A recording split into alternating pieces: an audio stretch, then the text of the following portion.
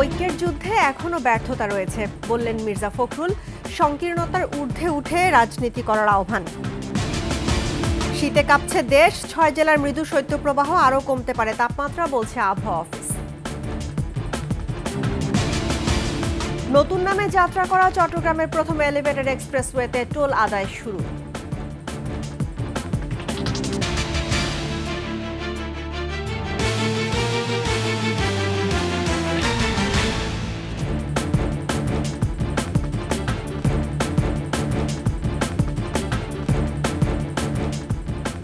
শুনছিলেন সংবাদ শিরোনাম। আমন্ত্রণ ২১ দেশের সংবাদে, আপনাদের সঙ্গে আছি রাহনুমা রাহিম। দর্শক, ২১ টেলিভিশনের সংবাদ একই সাথে সরাসরি দেখতে পাবেন আমাদের ফেসবুক পেজ www.facebook.com/2124 অনলাইন। এছাড়া সাবস্ক্রাইব করতে পারেন www.youtube.com/@21etv চ্যানেলে। গণতান্ত্রিক যুদ্ধ শেষ হলেও ঐক্যের যুদ্ধে ব্যর্থতা রয়েছে বলে মন্তব্য করেছেন বিএনপি মহাসচিব মির্জা ফখরুল ইসলাম আলমগীর। দিনাজপুর সরকারি কলেজের অর্থনীতি বিভাগের সুবর্ণ জয়ন্তী অনুষ্ঠানে তিনি বলেন, ফ্যাসিস্ট সরকার পতনের পর বর্তমানে গণতন্ত্র চর্চার যে সুযোগ এসেছে তা ছাত্র জনতাই করে দিয়েছে। চিত্ত ঘোষের তথ্যচিত্রে ইউসুফ হাসান নাইমের ডেস্ক রিপোর্ট। দিনাজপুর সরকারি কলেজের অর্থনীতি বিভাগের ৫০ বছর পূর্তি উপলক্ষে গুণীজন সংবর্ধনা অনুষ্ঠানে যোগ দেন বিএনপি মহাসচিব মির্জা ফখরুল ইসলাম আলমগীর। তিনি বলেন, রাজনৈতিক দলগুলোর মধ্যে সহনশীলতার অভাবে ঐক্যের জায়গায় একমত হওয়া যায়নি। তাই গণতান্ত্রিক যুদ্ধ শেষ হলেও ঐক্যের যুদ্ধে ব্যর্থতা রয়ে গেছে। এখানে পর পর গণতন্ত্রকে হত্যা করার চেষ্টা করা হয়েছে। ফলে এখানে ডেমোক্রেটিক ইনস্টিটিউশনগুলো তৈরি হয়নি, গণতান্ত্রিক যে প্রতিষ্ঠান সেই প্রতিষ্ঠানগুলো তৈরি হয়নি। আমরা রাজনৈতিক দলগুলো পরস্পরের সঙ্গে বিরোধী লিপ্ত হয়েছি, কিন্তু সহনশীলতার মধ্য দিয়ে গণতন্ত্রকে চর্চা করে আমরা যদি সবাই এগিয়ে যেতে পারি, তাহলে কিন্তু আমরা গণতন্ত্রকে লাভ করতে পারবো, আমাদের অধিকারকে অর্জন করতে পারবো। মির্জা ফখরুল বলেন, গত ১৫ বছর সাধারণ মানুষ ভোটাধিকার থেকে বঞ্চিত ছিল। তাই প্রজন্মের পর প্রজন্ম আজ ভোটাধিকার বিষয়ে অজ্ঞ। কি করুণ সময় গেছে চিন্তা করে দেখুন, যে আমরা ভোট দিতে পারিনি। আমাদের এই ছেলেরা এখানে বসে আছে, আমার স্ত্রীর বিশ্বাস দ্বারা ভোট কি বলে কখনো দেখতে পাইনি। তিনটে টার্ম ১৫ বছর গেছে। ১৯৭৩ সালে প্রভাষক হিসেবে মির্জা ফখরুল ইসলাম দিনাজপুর সরকারি কলেজের অর্থনীতি বিভাগের যোগদান করেন। পরে ইতিহাস বিভাগ চালু করেন। অর্থনীতি। Yusuf Hasan Naim, desk report, ২১ television. দফায় দফায় যারা ক্ষমতায় এসেছে তারাই জনগণের আমানতের মর্যাদা রক্ষা করেনি বলে মন্তব্য করেছেন জামায়াতের আমির ডাক্তার শফিকুর রহমান। নাটোর নবাব সিরাজউদ্দৌলা সরকারি কলেজ মাঠে জেলা জামায়াতের কর্মী সম্মেলনে তিনি বলেন, ক্ষমতাবানরা সেবকের কথা বলে মালিক হয়ে বসেছিলেন। সবচেয়ে বেশি কষ্ট দিয়েছে ১৫ বছরের ফ্যাসিস্ট সরকার। তারা ক্ষমতায় থাকতে গুম খুন করেছে।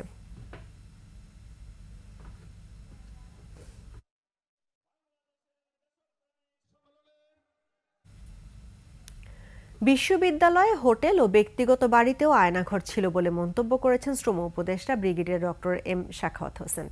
সকালে খুলনা সরকারি সুন্দরবন আদর্শ কলেজের ৫৬তম সুবর্ণ জয়ন্তী ও পুনর্মিলনী অনুষ্ঠানে তিনি বলেন, দেশটাকে বিকিয়ে দেওয়া যায় না। দেশে প্রশান্ত মহাসাগরের সমান চুরি হয়েছে, এখনও চাঁদাবাজি, সন্ত্রাসী হচ্ছে। সমাজের নেতৃস্থানীয়দের তা প্রতিহতের আহ্বান জানান তিনি। অনুরোধ করব, যারা নেতৃস্থানীয় আছেন, আপনারা সমাজে যারা আছেন, তারা প্রতিহত করেন চাঁদাবাজি, কারণ অনেক হয়ে গেছে। এই কারণে দেশের আজকে এই অবস্থা হয়েছে। এই কারণে আপনি চিন্তা করেন, আপনারা কল্পনাও করতে পারবেন না যেটা লিটন এবং ওনারা যেটা বের করছেন, আপনি চিন্তা করতে পারবেন না। আয়নাঘর শুধু ক্যান্টনমেন্টে ছিল না, আয়নাঘর ইউনিভার্সিটিতে ছিল, আয়নাঘর হোটেলে ছিল, আয়নাঘর পার্সোনাল বাড়িতে ছিল। হাঁস মুরগি চুরির দায়ে এলাকা ছাড়া বাগেরহাট ফকিরহাটের আকাশমণ্ডল এখন ভয়ঙ্কর খুনি। চাঁদপুরে মেঘনা নদীতে জাহাজের ৭ জনকে জবাই করে হত্যার অভিযোগে গ্রেফতার আকাশমণ্ডল ওরফে ইরফান এখন নিজ এলাকায় ব্যাপক আলোচনায়। তার বিরুদ্ধে খুনের অভিযোগ শুনে হতবাক স্বজনেরা। বাগেরহাট প্রতিনিধি এইচ এম মইনুল ইসলামের তথ্যচিত্রে ডেস্ক রিপোর্ট। বাগেরহাটের ফকিরহাট উপজেলায় মূলঘর এলাকার গ্রাম্য সড়কের পাশে সরকারি জমিতে মৃত সন্তোষ বিশ্বাসের টিনের ঘর। জগদীশ মণ্ডলের কোনো জমি না থাকায় স্ত্রী জোনাকি মণ্ডলকে নিয়ে শ্বশুরবাড়ি থাকতেন তিনি। জগদীশ মারা যাওয়ার পর আকাশ মণ্ডল সহ 3 সন্তানকে রেখে অন্যত্র চলে যান তাদের মা। অভাব অনটনে ছোটবেলাতেই ছিঁচকে চোর বনে যায় আকাশ মণ্ডল। বছর 5 আগে স্থানীয়দের হাঁস মুরগি চুরির অভিযোগে এলাকা ছাড়ে সে। চাঁদপুরে মেঘনা নদীতে জাহাজে 7 জনকে গলা কেটে হত্যার ঘটনা জেনে হতবাক আকাশ মণ্ডলের স্বজনরা। ওর কোনো অভিভাবক কেউ কিচ্ছু নেই, মা বাবাও নেই। কোথাতে আইসে তাও আমরা জানি না, ওর মা বাবা কোথায় ছিল। যে খুনগুলা করেছে ওরা এরকমের কোনোদিনই মনে হয়নি যে ওগুলো করবে বা করতে পারে, কিন্তু এমনি তো করিছে বা এলাকার তো রেখে দেয়া দিছে। আগে চুরি চামারি করে বেড়াতো, এলাকার থেকে বিতাড়িত হয়ে যে দূরে কোথাও যে হয়তো এরকম খারাপ হতেও পারে। আকাশের ভাই বিধান মণ্ডল ইসলাম গ্রহণের পর নাম পরিবর্তন করে হয়েছে আবির হাসান। আকাশের সাথে তার স্বাভাবিক যোগাযোগ নেই, তবে সে খুন করবে এমনটা বিশ্বাস করতে পারছেন না আবির। আমার ভাই কিভাবে এটা করলো এটা আমি জানি না, তবে এর সাথে কেউ আছে কিনা সেটাও আমার জানার কথা না, যেহেতু আমার তো 1 বছর আগে মুসলমান হয়ে যাওয়ার পরে আর কোনো কন্টাক্ট নেই। সম্প্রতি চট্টগ্রাম বন্দর থেকে সিরাজগঞ্জ জাহাজ এমবি আল বাখেরার চালক সহ 7 জন হত্যাকাণ্ডের শিকার হন। ঘুমের ওষুধ খাইয়ে তাদের গলা কেটে হত্যা করা হয়েছে বলে র্যাবের কাছে স্বীকার করেছে আকাশ মণ্ডল। সমর ইসলাম, ডেস্ক রিপোর্ট, 21 টেলিভিশন। পৌষের শীতে কাঁপছে পুরো দেশ। মৃদু শৈত্যপ্রবাহ বইছে 6 জেলায়। কুয়াশার কনকনে ঠান্ডায় নাকাল জনজীবন। সবচেয়ে বেশি ভোগান্তিতে উত্তরের জনপদ। মৌসুমের সর্বনিম্ন তাপমাত্রা পঞ্চগড়ের তেঁতুলিয়ায় 8.3 ডিগ্রি সেলসিয়াস। সহকর্মীদের সহায়তায় ডেস্ক রিপোর্ট। 3 দিন ধরে আকাশ ঢেকে আছে কুয়াশার চাদরে, দেখা নেই সূর্যের। ভরা পৌষের শীতে নাকাল জনজীবন। তাপমাত্রা 15 ডিগ্রিতে নামতেই ঠান্ডায় কাঁপছে রাজধানী। তাপমাত্রা কমে মৃদু শৈত্যপ্রবাহ বইছে রাজশাহী, কুষ্টিয়া, নওগাঁ, রংপুর, কুড়িগ্রাম ও পঞ্চগড়ে। তীব্র শীতের কবলে এসব জনপদের মানুষ। মৌসুমের সর্বনিম্ন তাপমাত্রায় কাঁপছে পঞ্চগড়ের তেঁতুলিয়া। হিমালয়ের হিমশীতল বাতাস আর শীতের দাপটে প্রয়োজন ছাড়া ঘর ছাড়ছেন না কেউ। সারা বৃষ্টির মধ্যে কুয়াশা পড়ছে, ভ্যালিস্কা চলা যায় না, হাত পা কোকড়া হয়ে গেছে, কাজ কাম করা যাচ্ছে না, বাইরে থাকা যাচ্ছে না। রংপুরেও ঘন কুয়াশা আর ঠান্ডা বাতাসের দাপট। শীত থেকে বাঁচতে উষ্ণতার ওম খুঁজছেন খেটে খাওয়া মানুষ, তবুও ছুটতে হচ্ছে জীবিকার খোঁজে। করতে পারতেছি না, এই হাড় ভাঙার শীতে আসলে খুবই অবস্থা খারাপ। শৈত্যপ্রবাহের কবলে পড়ে নাকাল কুড়িগ্রামের জনজীবন। হিমেল বাতাসের সাথে ঘন কুয়াশায় ঢাকা প্রকৃতি। ঠান্ডার কারণে আমরা কোনো কাজকর্ম করতে পারি না। রাজশাহী অঞ্চলের উপর দিয়েও বইতে শুরু করেছে মৃদু শৈত্যপ্রবাহ। বেড়েছে শীতের তীব্রতা। তাপমাত্রার পারদ কমছে চুয়াডাঙ্গাতেও। উত্তরে হিমেল বাতাসে অনুভূত হচ্ছে কনকনে শীত। বিপাকে খেটে খাওয়া ও ছিন্নমূল মানুষ। গত কয়েকদিন আগে কম ছিল, কালকে থেকে একটু বেশি। দিন মানে কুয়াশা ছিন্ন, কিছু দেখাও যাচ্ছে না। হাড় কাঁপানো শীতে কাবু ঠাকুরগাঁও। ঘন কুয়াশার সাথে হিমেল বাতাস, কাহিল সাধারণ মানুষ। রাত হলেই গুঁড়ি গুঁড়ি বৃষ্টির মতো ঝরছে কুয়াশা। ঠান্ডা বাতাস খুব কষ্ট লাগে। উত্তরে হিমেল হাওয়া ও তীব্র শীতে পাবনার জনজীবনেও নেমেছে স্থবিরতা। দিনের বেশিরভাগ সময় মিলছে না সূর্যের দেখা। যারা বৃদ্ধ তাদের চলাচল যাতায়াত অসুবিধা হচ্ছে। মুকুল খান, ডেস্ক রিপোর্ট, 21 টেলিভিশন। তাপমাত্রা আরও কমতে পারে বলে জানিয়েছে আবহাওয়া অফিস। একই সঙ্গে একাধিক শৈত্যপ্রবাহ আসতে পারে বলেও জানান আবহাওয়াবিদ খন্দকার হাফিজুর রহমান। এখন মৃদু শৈত্যপ্রবাহ আছে আপনার রাজশাহী, বগুড়া, নওগাঁ, পাবনা, কুষ্টিয়া অঞ্চল সহ রংপুর বিভাগের উপরে মৃদু শৈত্যপ্রবাহ অব্যাহত রয়েছে। 1 থেকে 2টি তীব্র শৈত্যপ্রবাহ, মাঝারি থেকে তীব্র শৈত্যপ্রবাহ এবং 2 থেকে 3টি মৃদু থেকে মাঝারি ধরনের শৈত্যপ্রবাহ বয়ে যাওয়ার সম্ভাবনা রয়েছে। ঘন কুয়াশায় ঢাকা মাওয়া এক্সপ্রেসওয়ের নিমতলী ও শ্রীনগর এলাকায় 4 জন নিহত হয়েছে, আহত হয়েছেন অন্তত 10 জন। পুলিশ জানায় রাত 11টার দিকে সিরাজদি খানের নিমতলাতে থেমে থাকা কাভার্ড ভ্যানে ধাক্কা দেয় যাত্রীবাহী বাস। দুর্ঘটনা কবলিতদের উদ্ধার করে শ্রীনগর উপজেলা স্বাস্থ্য কমপ্লেক্সে নিয়ে যাওয়া হলে চিকিৎসক 2 জনকে মৃত ঘোষণা করেন। নিহতদের মধ্যে ছিলেন 1 যাত্রী ও বাস চালক। এদিকে শ্রীনগর হাসারায় অন্য একটি বাস দুর্ঘটনায় 2 জন নিহত হয়েছে। ভোরে এক্সপ্রেসওয়ের শ্রীনগর হাসারায় এই ঘটনা ঘটে। চট্টগ্রামের প্রথম এলিভেটেড এক্সপ্রেসওয়েতে শুরু হলো টোল আদায়। পতেঙ্গা থেকে লালখান বাজার পর্যন্ত 16 কিলোমিটার দীর্ঘ এই এলিভেটেড এক্সপ্রেসওয়েতে টোল কার্যক্রম উদ্বোধন করেন গণপূর্ত উপদেষ্টা আদিলুর রহমান। উড়ালেই সড়কটি নামকরণ করা হয়েছে ছাত্র অভ্যুত্থানে চট্টগ্রামে নিহত প্রথম শহীদ ওয়াসিম আকরামের নামে। চট্টগ্রাম থেকে রিপোর্ট করছেন হাসান ফেরদৌস, ক্যামেরায় ছিলেন বিপ্লব মজুমদার।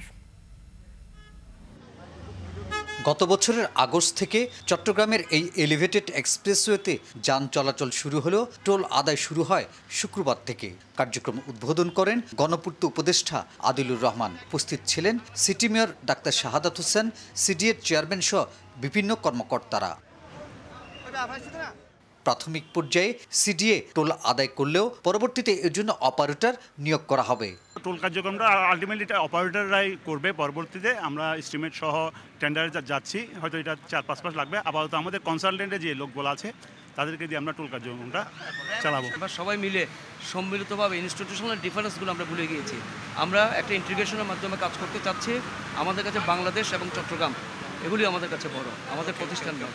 গণ অভ্যুত্থানে নিহত শহীদদের অবদান নতুন প্রজন্মের কাছে তুলে ধরতে সরকার সারা দেশে বিভিন্ন স্মৃতিচিহ্ন তৈরি করছে বলে জানান গণপূর্ত উপদেষ্টা। সারা দেশে যারা এই জুলাই অভ্যুত্থানে শাহাদাত বরণ করেছেন তাদের জন্য বিভিন্ন জায়গায় স্মৃতিচিহ্ন তৈরি করছি, যেন সারা দেশের মানুষ এবং আগামী প্রজন্ম তাদের অবদানের কথা স্মরণ করতে পারে। এলিভেটেড এক্সপ্রেসওয়েতে মোটরসাইকেল ও পণ্যবাহী ট্রেলার ছাড়া 10 ধরনের গাড়ি চলাচলের অনুমতি দেওয়া হয়েছে। 2023 সালের নভেম্বরে উদ্বোধনের সময় এটির নামকরণ করা হয়েছিল চট্টগ্রামের সাবেক mayor ABM Mohiuddin Chowdhury elevated expressway. Hasan Ferdous, 21 television, Chattogram. Bharat থেকে আলু আমদানি বন্ধ থাকলেও দেশীয় নতুন আলু উঠতে শুরু করায় হিলিতে সপ্তাহের ব্যবধানে দাম কমেছে কেজিতে 20 থেকে 25 টাকা। এক সপ্তাহ আগে প্রতি কেজি আলু প্রকারভেদে 50 থেকে 55 টাকা দরে বিক্রি হলেও এখন বিক্রি হচ্ছে 25 থেকে 35 টাকায়। বিক্রেতারা বলছেন ভারত আলু রফতানি বন্ধ করে দিলেও বাজারে এর প্রভাব নেই। দেশীয় নতুন আলু উঠতে শুরু করায় বাজারে সরবরাহ বেড়েছে।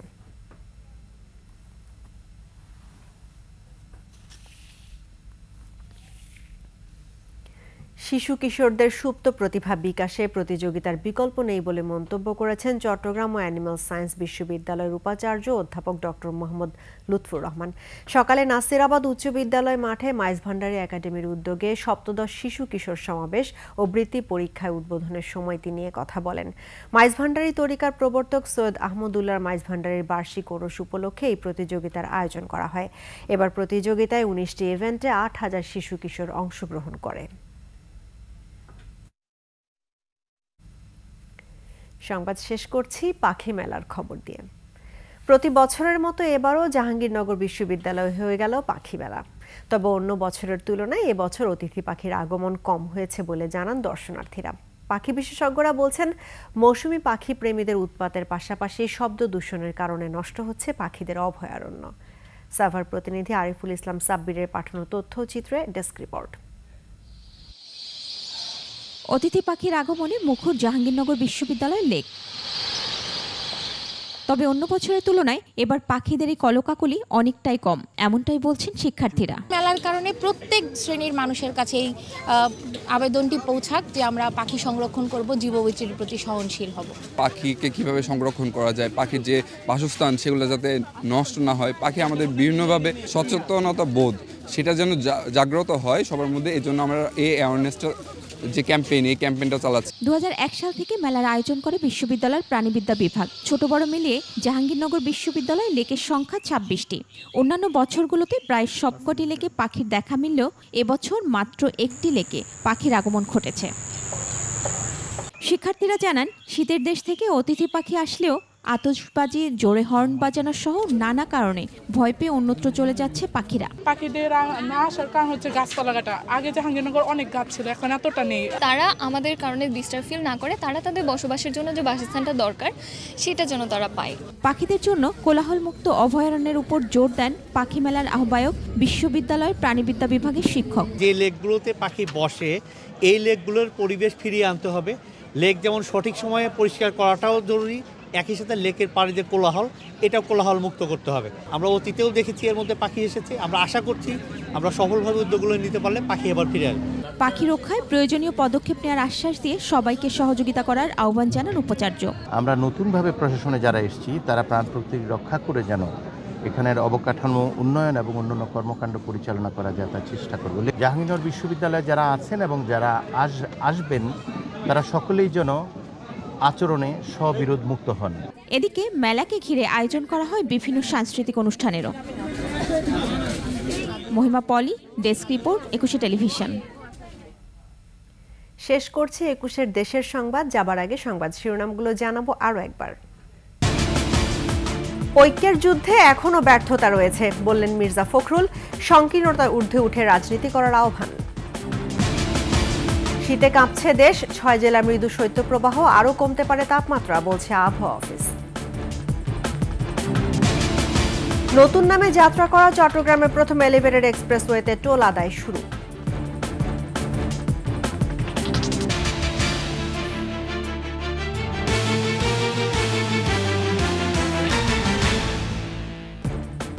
দর্শক, 21 সর্বশেষ খবর জানতে ডায়াল করুন 2021 নম্বরে, আর ভিজিট করুন 21-tv.com এই ওয়েবসাইটে।